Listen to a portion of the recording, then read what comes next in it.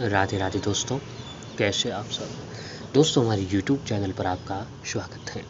हमारे इस चैनल को सब्सक्राइब कीजिएगा और हमारी इस वीडियो को लाइक, शेयर और कमेंट जरूर कीजिएगा। दोस्तों, हमारे सनातन धर्म में एकादशी तिथि का महत्व सबसे अधिक बताया जाता है। जी हाँ दोस्तों, साल भर में कुल 24 एकादशी तिथियों का व्रत रखा जाता है। जब कभी मल मास या फिर अधिक मास लग जाता है तो उनकी संख्या बढ़कर जो है दोस्तों 26 हो जाती है। यानी महीने में जो है दोस्तों 2 एकादशी के व्रत रखे जाते हैं और इन एकादशी तिथि का महत्व सबसे अधिक बताया जाता है। मार्गशीर्ष महीने के शुक्ल पक्ष की एकादशी तिथि को मोक्षदा एकादशी के नाम से जाना जाता है। यह हर महीने दोनों पक्षों की एकादशी तिथि का एकादशी का व्रत रखा जाता है। आपको बता दें कि एकादशी का व्रत भगवान विष्णु जी को समर्पित होता है। हर एकादशी का अपना एक अलग और एक खास महत्व होता है। तो ठीक इसी तरह जो है दोस्तों 24 एकादशी तिथियों में से मोक्षदा एकादशी का महत्व सबसे अधिक बताया जाता है, क्योंकि मोक्षदा एकादशी के दिन व्रत करने और भगवान विष्णु और माता लक्ष्मी जी की पूजा आराधना करने से व्यक्ति को मृत्यु के बाद जो है दोस्तों मोक्ष की प्राप्ति होती है। शास्त्रों के अनुसार मोक्षदा एकादशी के दिन भगवान श्री कृष्ण जी के मुख से भगवद गीता का जन्म हुआ था। वहीं इस पवित्र एकादशी की कहानी श्री कृष्ण ने सभी अर्जुन को अपने मुख से सुनाई थी। कहते हैं कि इस दिन व्रत रखने से व्यक्ति को कर्मों के बंधन से मुक्ति मिलती है। तो आइए दोस्तों जानते हैं कि साल 2022 में मोक्षदा एकादशी तिथि का व्रत कब रखा जाएगा।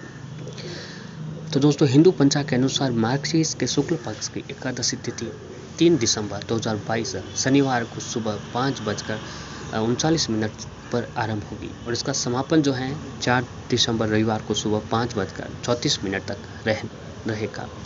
उदय तिथि के आधार पर 3 दिसंबर को मोक्षदा एकादशी का व्रत रखा जाएगा और वहीं व्रत का पारण 4 दिसंबर दोपहर 1:20 से 3:27 पर किया जा सकेगा। मोक्षदा एकादशी का नियम क्या है और उसके बारे में भी जान लेते हैं। तो दोस्तों, मान्यता है कि मोक्षदा एकादशी का व्रत 10वीं तिथि से शुरू होता है और द्वादशी तिथि के दिन पारण किया जाता है। एकादशी की रात जागरण किया जाता है और रात में भगवान विष्णु जी के नाम का स्मरण किया जाता है। अगर मोक्षदा एकादशी के दिन व्रत नहीं रख सकते हैं तो इस दिन चावल का सेवन आपको भूल से भी नहीं करना चाहिए। शास्त्रों के अनुसार एकादशी का व्रत कभी भी हरि वासुन में समाप्त नहीं किया जाता है। कहते हैं कि द्वादशी तिथि के बाद व्रत का पारण पाप के समान होता है। इसके अलावा द्वादशी तिथि के दिन सुबह ब्राह्मण को भोजन करवाने के बाद ही व्रत का पारण करें। बता दें कि अगर द्वादशी तिथि सूर्योदय से पहले समाप्त हो रही है तो इस स्थिति में व्रत का पारण सूर्योदय के बाद ही किया जाता है। अब आइए दोस्तों जानते हैं मोक्षदा एकादशी का महत्व क्या है। तो शास्त्रों के अनुसार मोक्षदा एकादशी का व्रत करने से व्यक्ति को सौभाग्य प्राप्ति होती है। इस दिन व्यक्ति पूरी श्रद्धा के साथ भगवान विष्णु जी की पूजा करे और व्रत करता है तो इतना ही नहीं कि व्यक्ति को मृत्यु के बाद वैकुंठ की प्राप्ति होती है और एकादशी व्यक्ति को जीवन मृत्यु के बंधनों से मुक्त कराती है। इसलिए इसे मोक्षदा एकादशी के नाम से जाना जाता है।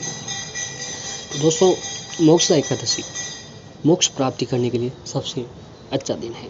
तो इस दिन जो है आपको व्रत रखकर भगवान हरि विष्णु और माता लक्ष्मी जी की एक साथ पूजा आराधना जरूर करनी चाहिए। और दोस्तों, अगर आप चाहते हैं कि जीते जी आप जीवन में सुख समृद्धि बनी रहे, घर में किसी भी तरह के कष्टों का आपका नहीं आना जाना रहे, तो दोस्तों आपको आज के दिन भगवान हरि विष्णु और माता लक्ष्मी जी की एक साथ पूजा करनी चाहिए। ऐसा करने से माता लक्ष्मी जी की विशेष कृपा आपके ऊपर बढ़ने लगेगी और घर में जो भी कष्ट है, संकट है, परेशानी है, तो इस उपाय को करने से जो है दोस्तों माता लक्ष्मी जी की कृपा से हर तरह की कष्ट, हर तरह का संकट खत्म हो जाता है। तो दोस्तों, इस एकादशी तिथि पर अगर आप धन की बढ़ोतरी चाहते हैं, आप चाहते हैं कि आपके घर में धन की कमी नहीं रहे, माता लक्ष्मी जी का आशीर्वाद बना रहे, तो इसके लिए जो है दोस्तों आपको अपने घर पर कुछ कार्य, कुछ उपाय जरूर करने चाहिए। तो दोस्तों, अगर आप गाय से जुड़ा हुआ ये उपाय आज एकादशी तिथि के दिन कर लेते हैं तो फिर देखिए दोस्तों जीवन में 3 गुनी और रात 6 गुनी आपको तरक्की देखने को मिलेगी। तो दोस्तों, इस उपाय को करने के लिए आपको क्या करना चाहिए। ये उपाय जो है दोस्तों गाय से जुड़ा हुआ उपाय है, तो इसका लाभ जो है हमें अतिशीघ्र देखने को मिल जाएगा। करना कुछ नहीं है कि दोस्तों एकादशी तिथि के दिन जब आप व्रत रख रहे हैं और अपने घर पर खाना वगैरह बना रहे हैं, तो जब घर की पहली रोटी बन रही है तो शास्त्रों के अनुसार पहला भोग जो है दोस्तों हमेशा अग्नि भोग होता है। तो घर की पहली रोटी आपको जो है दोस्तों अग्नि देवता को चढ़ा देनी चाहिए। पहला भोग अग्नि भोग होता है, तो पहली रोटी जो है दोस्तों अग्नि देवता को चढ़ा दीजिए। अब जब आप अपने घर की दूसरी रोटी आप बना रहे हो, तो दोस्तों दूसरी रोटी जो हमेशा गाय की रोटी होती है, तो दूसरी रोटी आपको जो है दोस्तों गाय के नाम से अलग रख देनी होती है। दूसरा भोग गाय का भोग होता है, तो दूसरी रोटी आपको गाय के नाम से अलग रखते हैं। अब अपने घर का काम पूरा हो जाए, आप फ्री हो जाएं, और जो रोटी जो है दोस्तों आपने गाय के नाम से अलग रखी थी, उस रोटी को लें। उस रोटी के ऊपर सबसे पहले जो है दोस्तों आपको देसी घी लगा देना है। जो रोटी गाय के नाम से अलग रखी थी हमने, उस रोटी के ऊपर जो है दोस्तों सबसे पहले आप देसी घी लगा दीजिए। अब देसी घी लगाने के बाद उस रोटी के ऊपर 7 गुड़ की डली रखें।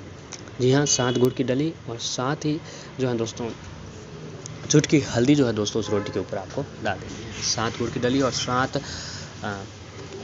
हल्दी की आपने 7 चुटकी हल्दी उस रोटी के ऊपर डाल देनी है। फिर जो है दोस्तों उस